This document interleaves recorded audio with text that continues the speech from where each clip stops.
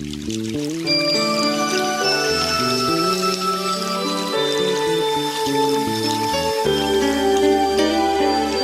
cidade de Cafarnaum, um ato de fé se destacou, preferindo no fogo morrer, mas seu mestre não abjurou. Joana de Cusa foi fiel, e mesmo nesse instante de dor, não permitiu que o martírio cruel abalasse a fé no seu Senhor. Joana de Ângeles, um anjo de luz. Joana de amor, amor de Jesus. Joana de Ângeles, um anjo de luz. Joana de amor, amor de Jesus. Joana que muitas vidas viveu, aqui na terra sempre em missão, fiel representante de Jesus, convicta na sua vocação. E foi como Clara de Assis, uma das suas reencarnações, vivendo para Jesus Cristo servir, dedica-se humilde à missão. Joana de Ângeles, um anjo de luz. Joana de amor, amor de Jesus. Joana de Ângeles, um anjo de luz. Joana de amor, amor de Jesus. E hoje continua a trabalhar lá do plano espiritual, com sua mensagem de amor, nos ajudando a vencer o mal. Joana de Ângeles de Deus, venha nossas dores aplacar, nobre mensageira de Jesus, farol constante a iluminar. Joana de Ângeles, um anjo de luz. Joana de amor, amor de Jesus. Joana de Ângeles, um anjo de luz. Joana de amor, amor de Jesus.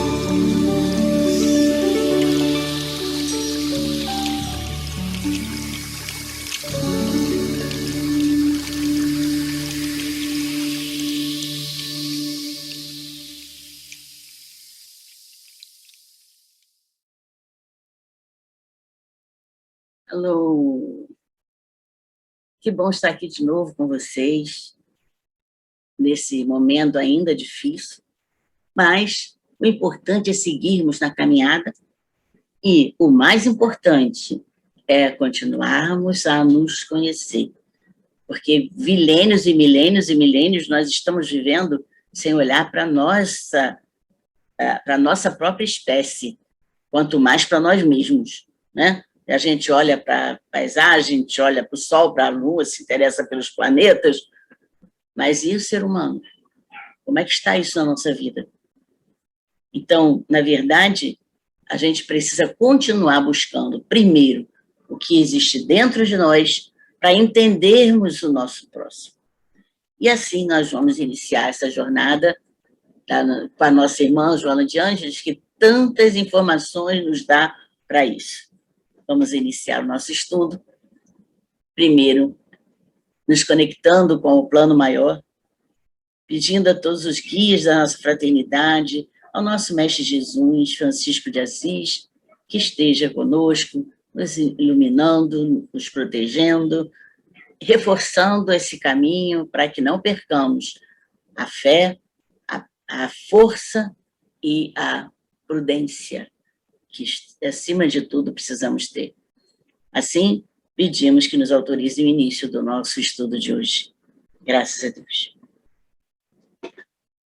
Então, muitas pessoas que estão aqui já estão acompanhando o estudo de Joana, mas nós vamos, esse ano, partir para um outro lado do estudo dela, para que não precisemos ficar aqui lendo o livro, porque ia ser muito cansativo online, né? Ler livro presencial é uma coisa, ler livro online, sem ter muito debate, a gente não está escutando as pessoas, e assim fica meio esquisito.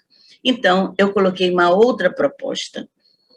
Nós sabemos que Joana esteve junto do caminho de Jesus ad in eterno, e é isso que nós vamos ver durante essa caminhada, né? A proposta de Joana sempre foi a mesma proposta de Jesus, não tinha outro caminho. Ela trouxe uma visão psicológica para os ensinamentos de Jesus.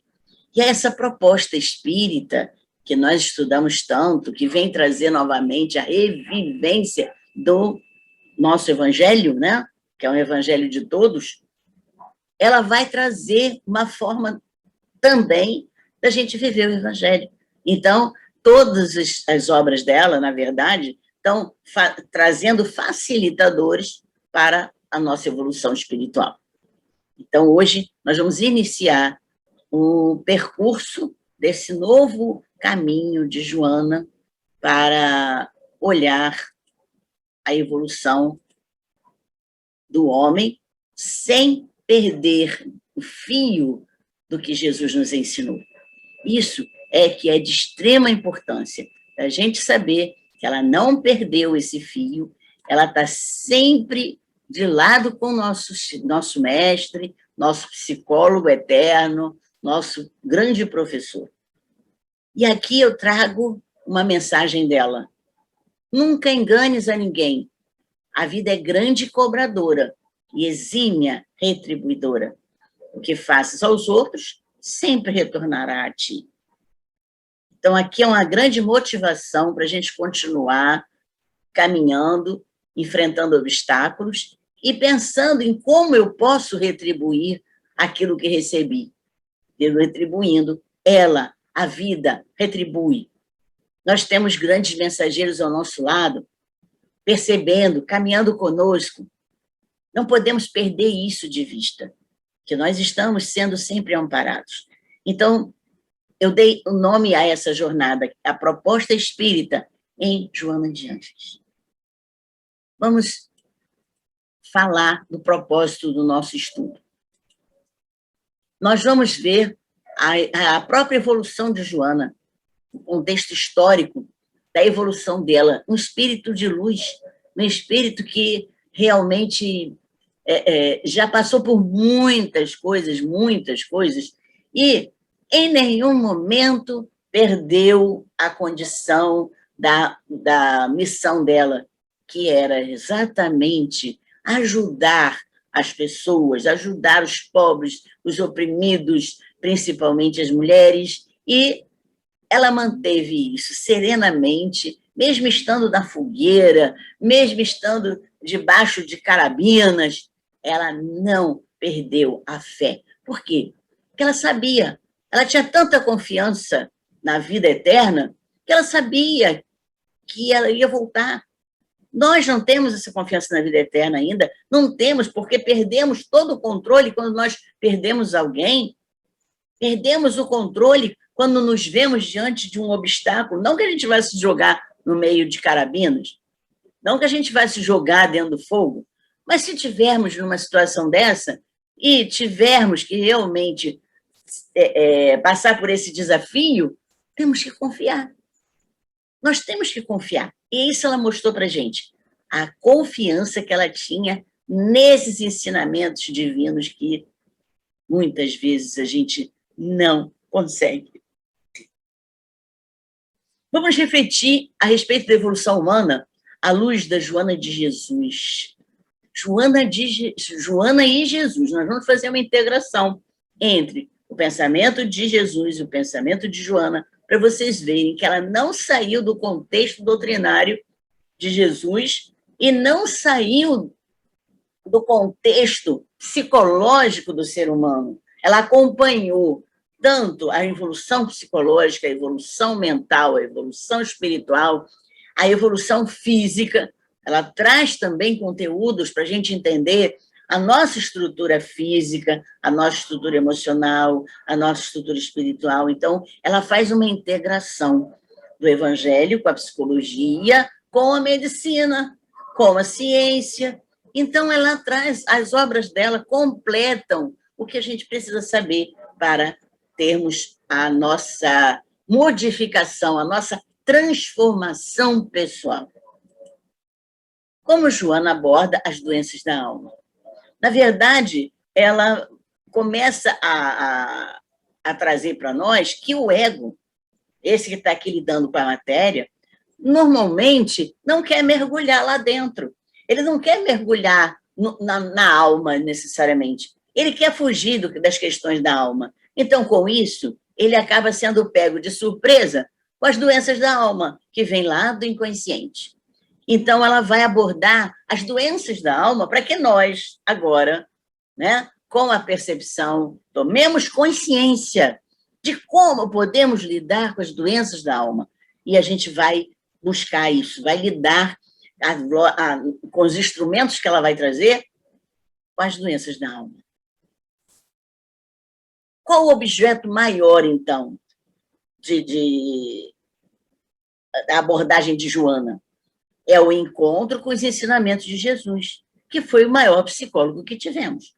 Então, psicólogo encontra com a psicóloga e só podia ter integração porque ela seguiu o ensinamento de Jesus na pele. Ela viu dentro dela, na vida dela, o quanto ela ultrapassou de obstáculos. E aí nada mais do que realmente podermos ter uma pessoa que vai nos dar um expertise muito bom na pele. Ela funcionou com isso, ela lidou com isso, e aí, se ela lidou com isso, ela passou por isso, ela transpôs barreira, ela transpôs pedras, obstáculos, muralhas, que é o que a gente vai ver, né? Ela está lá, trazendo aquela questão da fé que transporta a montanha. Nós vamos ver várias passagens dela, vários ensinamentos dela, que muitas vezes a gente não lê o livro com essa atenção. Então, a proposta aqui do nosso estudo é que nós consigamos ficar atentos nas diversas nuances desse encontro do ensinamento de Jesus com a abordagem da Joana em relação às doenças da alma e em relação às relações pessoais, em relação aos nossos sucessos profissionais, relacionais, enfim, tudo que nós passamos. Nós vamos, com isso, aprender instrumentos de transformação para que nós possamos atingir a meta que Jesus trouxe para nós. Qual é a meta que Jesus trouxe para nós? A meta que Jesus trouxe para nós é exatamente essa: alcançar a plenitude.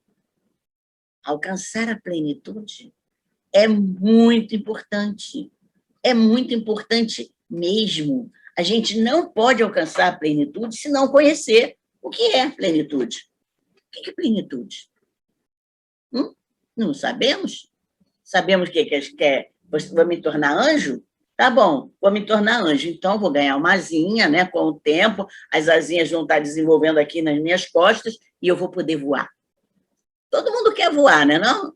Todo mundo quer voar, mas a gente quer voar de outra forma, sabe? A gente quer voar do trabalho para poder ir ali no happy hour, a gente quer voar da família para poder ficar com os amigos. Esses voos, o homem sabe dar muito bem, mas o voo angélico, esse, a gente ainda tem muito que aprender, muito que tomar consciência para alcançar.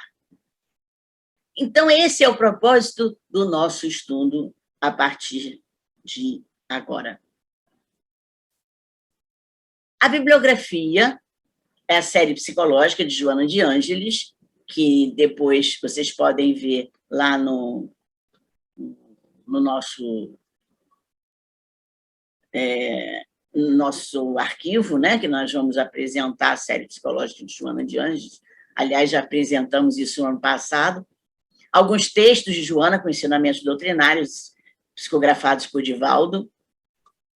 Uma obra da FEP, Espelhos da Alma, que é uma jornada terapêutica, compilado por Cláudio Sinotti e outros. Então, são textos importantes retirados da ideia de Joana.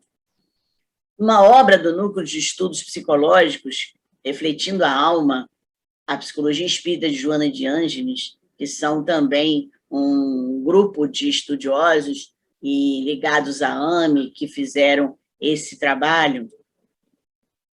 Outras contribuições, é um trabalho que diz Contribuições de Joana de Ângeles para a Análise dos Transtornos Mentais, escrito por Gelson Luiz Roberto, que é da AME também, né?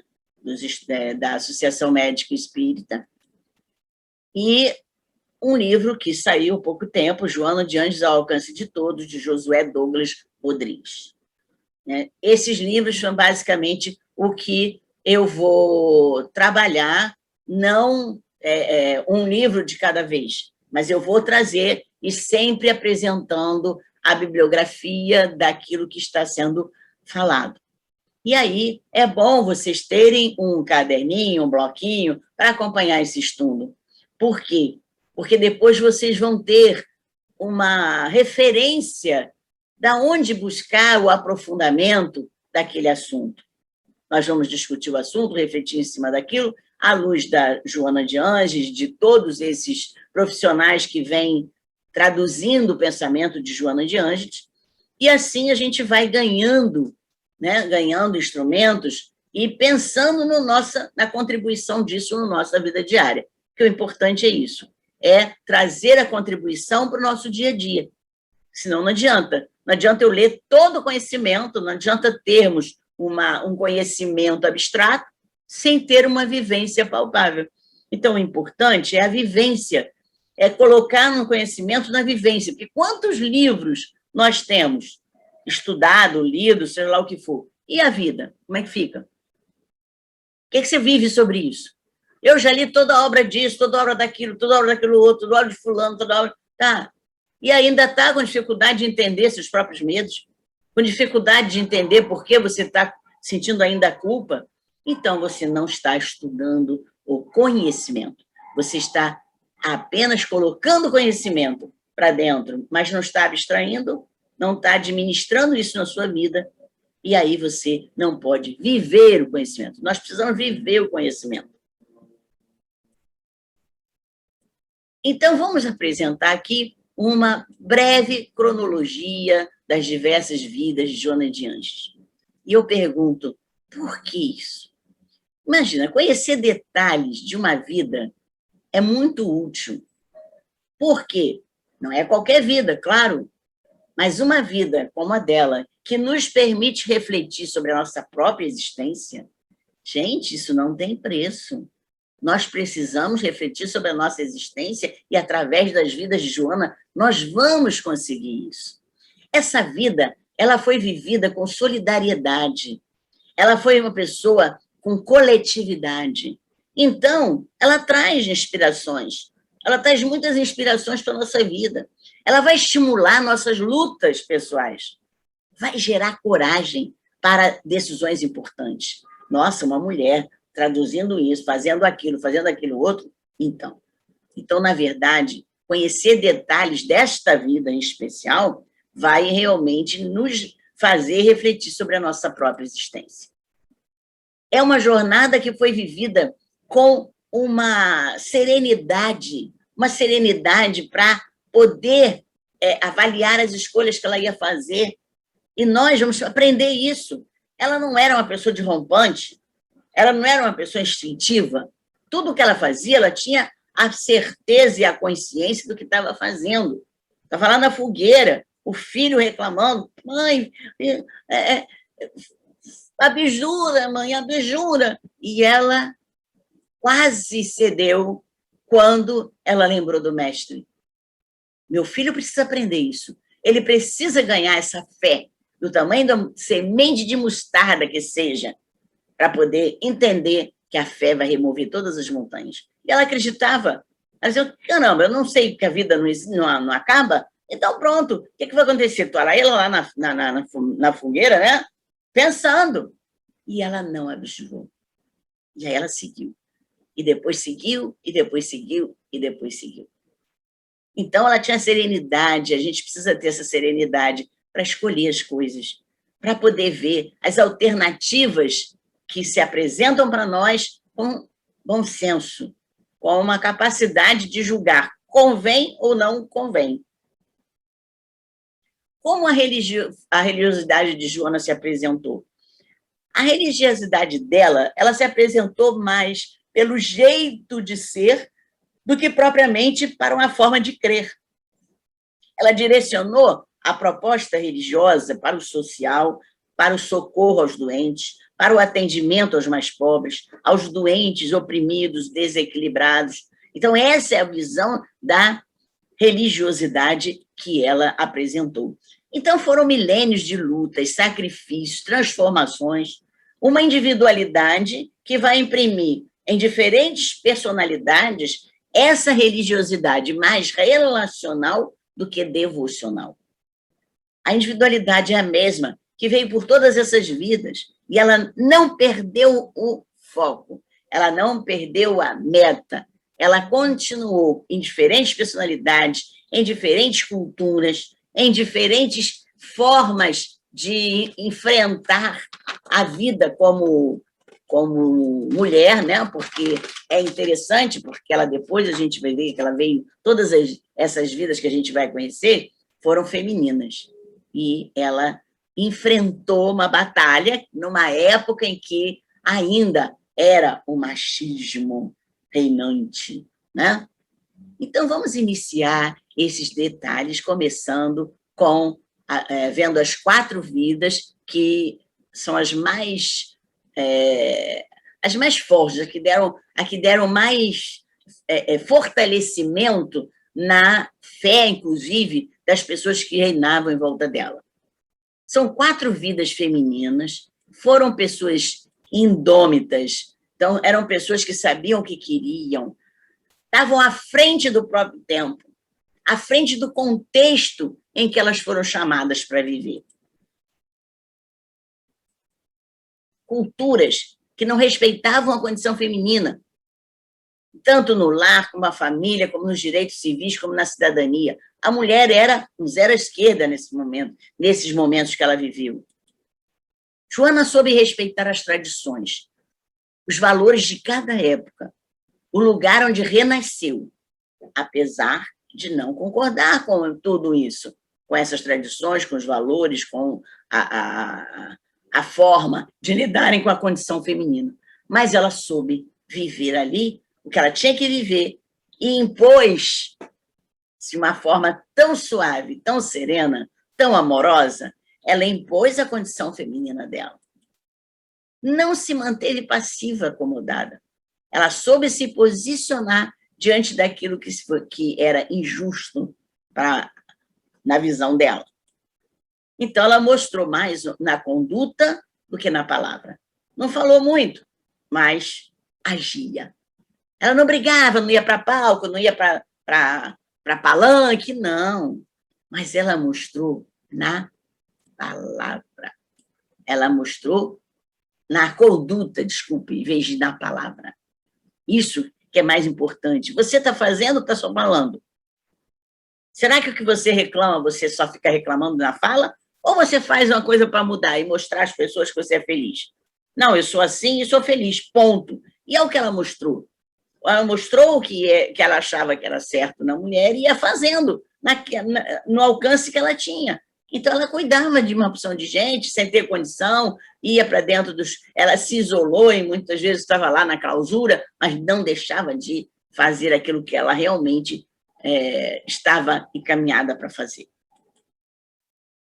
Vamos ver a primeira personagem, que foi Joana de Cusa. Joana de Cusa, essa palavra de Cusa é do marido dela. Então, você já viu aí, né, o machismo.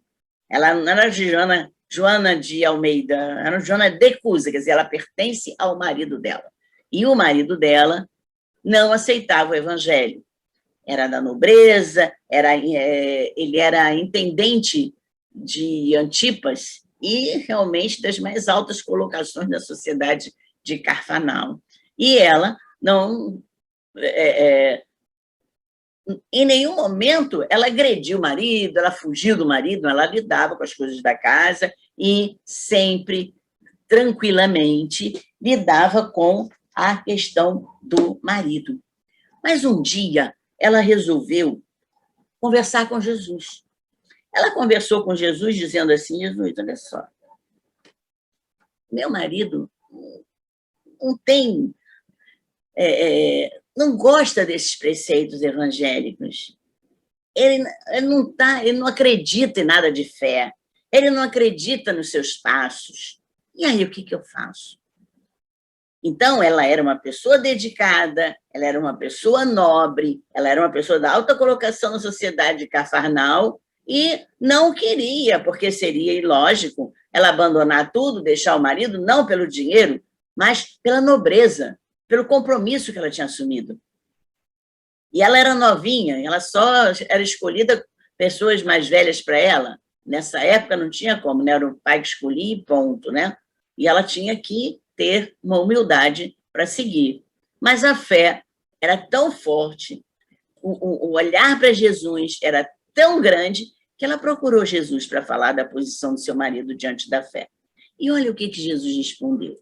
Nós vamos ler aqui o diálogo do capítulo 15 do livro Boa Nova, que tem o título Joana de Cusa. Jesus disse assim: Joana, só há um Deus que é nosso Pai, e só existe uma fé para as nossas relações com o seu amor. Certas manifestações religiosas no mundo muitas vezes não passam de vícios populares nos hábitos exteriores. Todos os templos da terra são de pedra. Eu venho, em nome de Deus, abrir o templo da fé viva no coração dos homens. Entre o sincero discípulo do Evangelho e os erros milenares do mundo, começa a travar-se o combate sem sangue da redenção espiritual. Agradece ao Pai o haver-te julgado digna do bom trabalho, desde agora. Teu esposo não te compreende a alma sensível? Compreender-te-á um dia. É leviano e indiferente? Ama-o mesmo assim. Não te acharias ligada a ele se não houvesse para isso razão justa. Servindo com amorosa dedicação, estarás cumprindo a vontade de Deus. Fala-me de teus receios e de tuas dúvidas. Deves, pelo Evangelho, amá-lo mais ainda. Os sãos não precisam de médico. Além disso, não poderemos colher uvas nos abrolhos, mas podemos amanhar o solo que produziu cardos envenenados, a fim de cultivarmos nele mesmo a videira maravilhosa do amor e da vida. Joana deixava entrevir no brilho suave dos olhos a íntima satisfação que aqueles esclarecimentos lhe causavam. Mas, patenteando todo o seu estado d'alma, interrogou: Mestre, vossa palavra me alivia o espírito atormentado. Entretanto, sinto dificuldade extrema para o entendimento recíproco no ambiente do meu lar. Não julgais acertado que lute por impor os vossos princípios? Agindo assim, não estarei reformando meu esposo para o céu e para o vosso reino? O Cristo sorriu serenamente e retrucou: quem sentirá mais dificuldade em estender as mãos fraternas será o que atingiu as margens seguras do conhecimento do Pai, ou aquele que ainda se debate entre as ondas da ignorância ou da desolação, da inconstância ou da indolência do espírito? Quanto à imposição das ideias, continuou Jesus, acentuando a importância de suas palavras, por que motivo Deus não impõe a sua verdade e o seu amor aos tiranos da terra? Por que não fulmina com um raio o conquistador desalmado que espalha a miséria e a destruição com as forças sinistras da guerra? A sabedoria celeste não extermina as paixões, transforma-as. Aquele que semeou o mundo de cadáveres desperta às vezes para Deus apenas com uma lágrima. O Pai não impõe a reforma a seus filhos, esclarece-os no momento oportuno. Joana, o apostolado do Evangelho é o de colaboração com o céu nos grandes princípios de redenção. Ser fiel a Deus, amando o teu companheiro do mundo, como se fora teu filho. Não percas tempo em discutir o que não seja razoável. Deus não trava contendas com as suas criaturas e trabalha em silêncio por toda a criação. Vai, esforça-te também no silêncio e, quando convocado ao esclarecimento, fala o verbo doce ou enérgico da salvação, segundo as circunstâncias.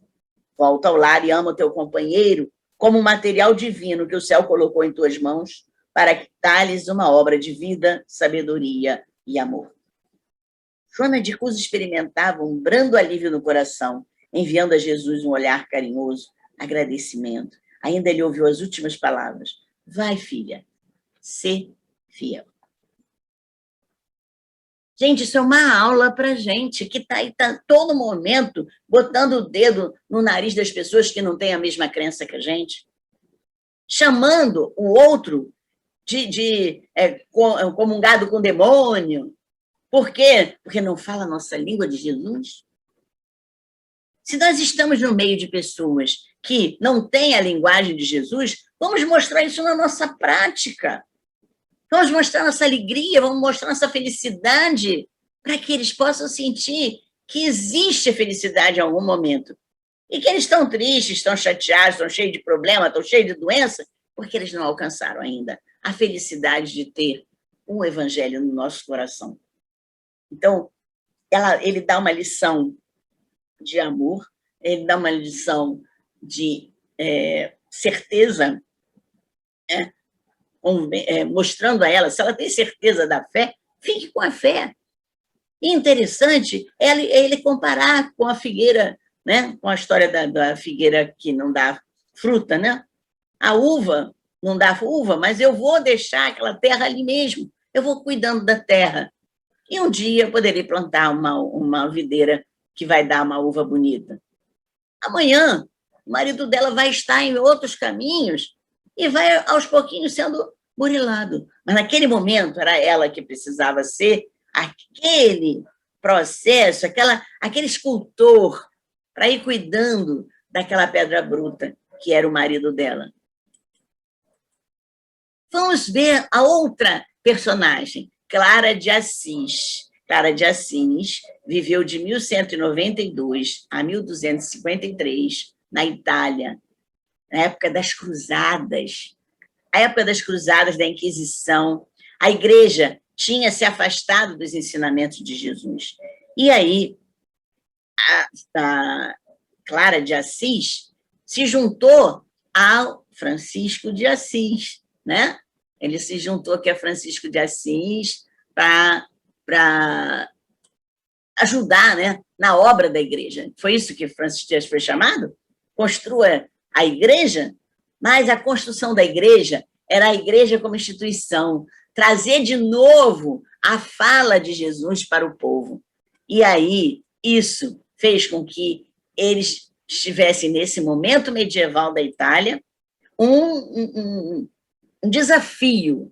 E ela, muito jovem, era de nobreza, abandonou a família para seguir o sacerdócio com Francisco. Francisco de Assis, olha que interessante, foi a reencarnação de João Evangelista. O João Evangelista teve um vínculo com Joana de Cusa, naqueles processos todos de ajudar Jesus na Casa do Caminho, e que eles criaram no caminho, que iam para ajudar os pobres. E o que acontece? Novamente, os dois vieram juntos, Francisco de Assis com a Clara de Assis. Então, a natureza, ela realmente não prega peça em ninguém, não. É tudo comandado, é tudo organizado. Nós estamos no lugar certo, com as pessoas certas, no momento certo. Nesse período, ela entra em contato com a meditação, solitude, obsessão, faz curas mediúnicas. Ela, inclusive, faz um trabalho de multiplicação dos pães lá na clausura, que ela cria um convento para ajudar as moças que estão ali sendo extorquidas na cidade, as pessoas de dinheiro que querem que as filhas façam alguma coisa que ela não quer fazer, manda para o convento. Então, ela criou várias moças. E ela teve esse contato com ela mesma, nesse processo de solitude. É aí que traz o conceito de solitude de Joana. E ela já fazia meditação. Ela já lidava com o processo de obsessão daquelas pessoas que chegavam lá, muito depauperadas. E ela fez curas em relação a isso. E um dia que não tinha pão, não tinha comida, ela só tinha um pãozinho, ela fez com que ela pediu, né, para um ajudante cortar naquele pãozinho 50 pedacinhos de pão. E ela conseguiu, chegou até a sobrar pão e todo mundo se alimentou. Olha o papel de Clara de Assis, né? Clara de Assis, a igreja dela em Assis é muito bonita e fica logo na entrada da cidade, é muito bonito. Quem puder conhecer Assis, vale a pena, que é muito linda essa cidade. Ainda tem o convento, ainda tem todo esse sacerdócio franciscano lá, de homens, e a ligação do Evangelho de Jesus ligada a Clara de Assis. Agora, Joana Inês de la Cruz. Joana Inês de la Cruz. Esteve no México. No México, 398 anos depois, entre 1651 e 1695. Joana Inês de la Cruz era uma pessoa muito decidida, estava numa sociedade machista, porque as mulheres não falavam, não podiam fazer nada, só através da igreja as mulheres conseguiam alcançar conhecimento. Do contrário, não tinham como fazer nada, não tinham alcance nenhum ao conhecimento na cidade. E aí, ela conseguiu, ela tá na clausura, ela tinha uma biblioteca enorme, e ela conseguiu ter uma produção literária expressiva, tanto que até hoje, as pessoas que cultivam poesia, literatura latino-americana, estudam Joana Inês de la Cruz. Ela é muito querida no México. Ela viveu uma clausura diante dessa vasta biblioteca, e cuidou também de pessoas enfermas no fim da sua existência, e terminou enferma com a epidemia que ela trouxe pelo México. Então, nós estamos vendo ali Joana de Cusa, Clara de Assis, Joana Inês de la Cruz, todas elas se dedicando a mulheres enfermas, a pessoas que fugiram da sociedade nobre. Então, a gente está vendo a direção que manteve Joana de Ângeles no caminho de Jesus, no compromisso que ela sentiu em relação a isso. A última vivência, assim, que a gente traz de muito, muito importante, é a Sora Joana Angélica de Jesus. Ela foi considerada a mártir da independência do Brasil. Viveu na Bahia entre 1761 e 1822. Então, da mesma forma, sempre protegendo as mulheres, viveu num convento, internou-se no convento da Lapa, em Salvador, e chegou ao posto de abadesa.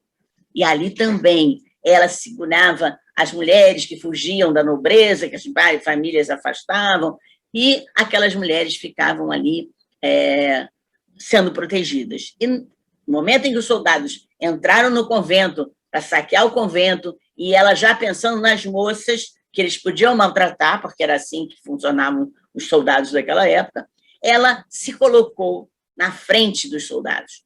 Ela deu a própria vida na porta do convento para impedir que os soldados entrassem no convento.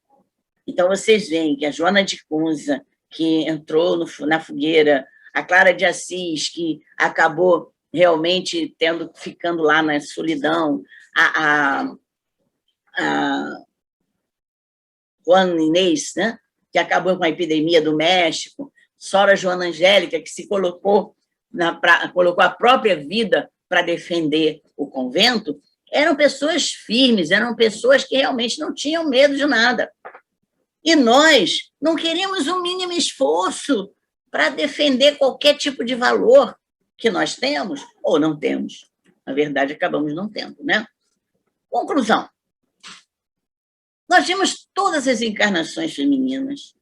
Vimos, dentro dessas encarnações, um coração por trás de uma cabeça pensante. Um cérebro ilustrado por tanta ciência, por tanta cultura. E sempre defendendo mulheres sofridas. Ao desencarnar como Joana Angélica, ela foi convidada a participar da codificação.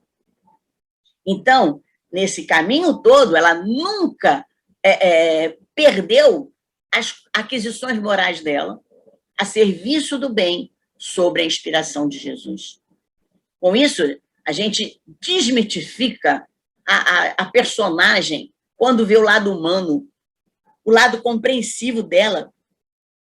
Ela é um ícone dentro da doutrina? Sim, mas ela é humana. Ela sempre mostrou o lado humano dela, ela sempre mostrou o lado compreensivo. Então, não vamos olhar com apreciação estreita. Ah, meu Deus, que deslumbrante. Ai, meu Deus, não consigo entender, Joana, é muito difícil. Vamos colocar que realmente ela tem nossos valores, os nossos preconceitos, as nossas imperfeições, não podem macular uma mulher dessa, que foi convidada a participar da codificação. E nós vamos vê-la como, de fato, ela é. A exceção da face da terra, que foi Jesus, que continua sendo Jesus, nós vamos ver o que é realmente uma pessoa que se mostrou íntegra, se mostrou fiel à Boa Nova, fiel ao caminho que Jesus veio traçando para nós. Para nós. Ela foi uma delas, tinham outras pessoas também que seguiram.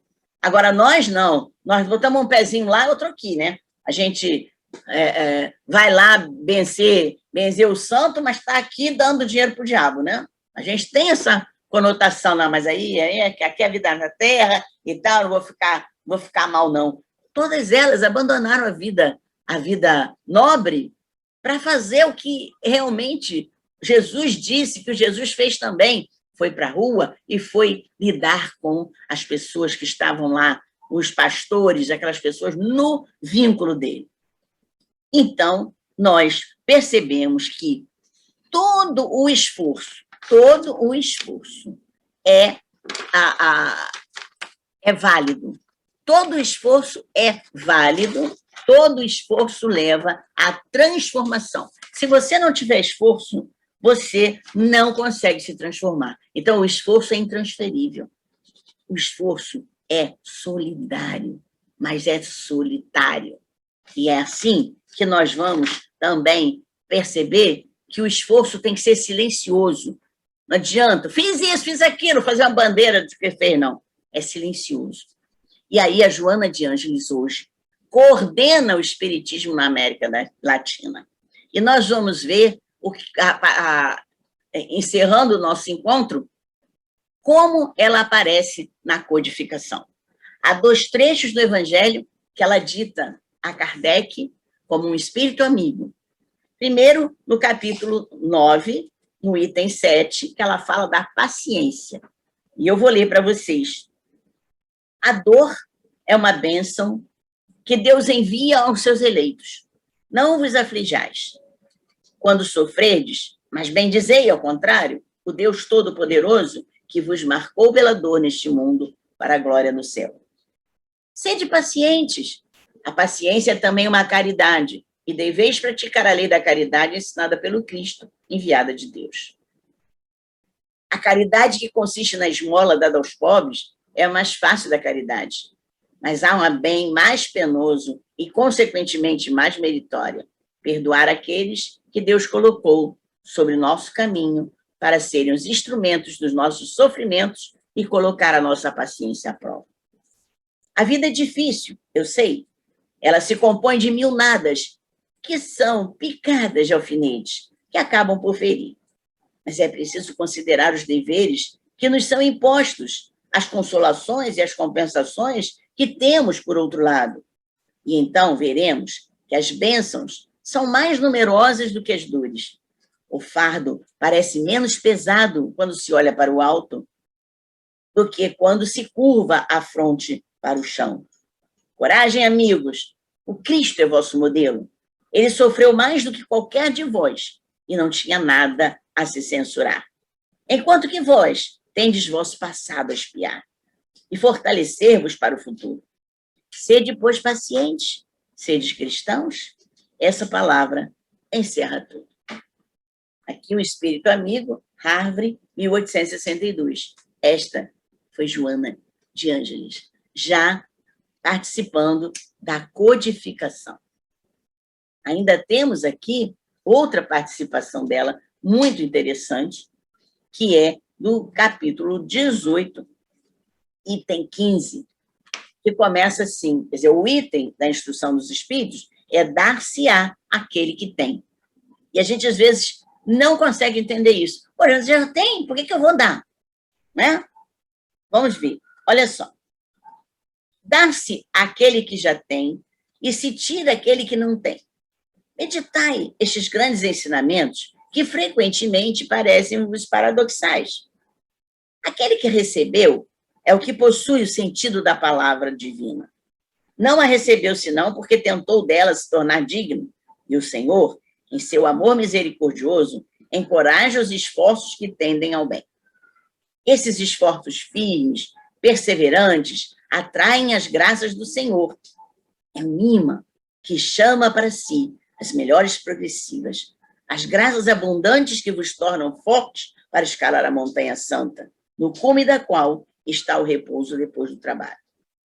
Tirai-se aquele que nada tem ou que tem pouco. Tomai isto como uma oposição figurada.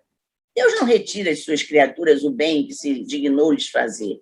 Homens cegos e surdos, abri as vossas inteligências e os vossos corações, vede pelo vosso espírito, ouvi pela vossa alma, e não interpreteis de maneira tão grosseiramente injusta as palavras daquele que fez resplandecer aos vossos olhos a justiça do Senhor. Não é Deus quem retira aquele que havia recebido pouco, é o próprio Espírito. Ele mesmo, que pródigo e negligente, não sabe conservar o que tem e aumentar na fecundidade o óbolo que lhe caiu no coração. Aquele que não cultiva o campo que o trabalho de seu pai lhe ganhou e o qual ele herda, vê esse campo se cobrir de ervas parasitas. É seu pai quem lhe torna as colheitas que não quis preparar? Se deixou as sementes destinadas a produzir nesse campo, mofar por falta de cuidado, deve acusar seu pai se elas não produzem nada? Não, não. Em lugar de acusar aquele que tinha tudo preparado para ele, de retomar seus dons, que acuse o verdadeiro autor das suas misérias, que então, arrependido e ativo, se lance à obra com coragem, que rompa o solo ingrato com o esforço da sua vontade, que o lavre a fundo com a ajuda do arrependimento e da esperança, que nele jogue com confiança a semente que tiver escolhido como boa entre as mais, que a regue com seu amor e a sua caridade, e Deus, o Deus de amor e de caridade, dará àquele que já recebeu. Então ele verá os seus esforços coroados de sucesso. E um grão produzir 100, e outro 1000. Coragem, lavradores, tomai as vossas grades e as vossas charruas, lavrai os vossos corações, arrancai deles o joio, semeai aí a boa semente que o Senhor vos confia, e o orvalho do amor fará produzir os frutos da caridade. No Espírito Amigo, em Bordeaux, 1862. Então, aqui a gente está selando realmente que Jesus e Joana de Ângeles estiveram o tempo todo juntos, interligados. E é essa a proposta do nosso estudo. Olhar a Joana com este olhar de caminhada em função daquilo que Jesus nos ensinou. Somos espíritos, sim, imortais, sim. Temos toda uma integração na nossa estrutura de corpo e espírito, mas não sabemos lidar com ela. Não sabemos como utilizar essa estrutura, não olhamos para dentro de nós, queremos apenas conceitos. Os conceitos estão aí, estão no livro. Mas eu quero agora fazer com que esses conceitos entrem no coração de vocês, em que vocês possam realmente encaminhar isso no seu dia a dia. Essa é a minha proposta do estudo, que vai ter lugar todas as terças-feiras à noite. Fiquem conosco, que nosso mestre nos acompanhe e que nossos mensageiros estejam sempre nos intuindo nessa caminhada. Que todos fiquem bem e que sigam sempre a ideia do nosso mestre Jesus. Francisco de Assis está no nosso caminho também. Graças a Deus.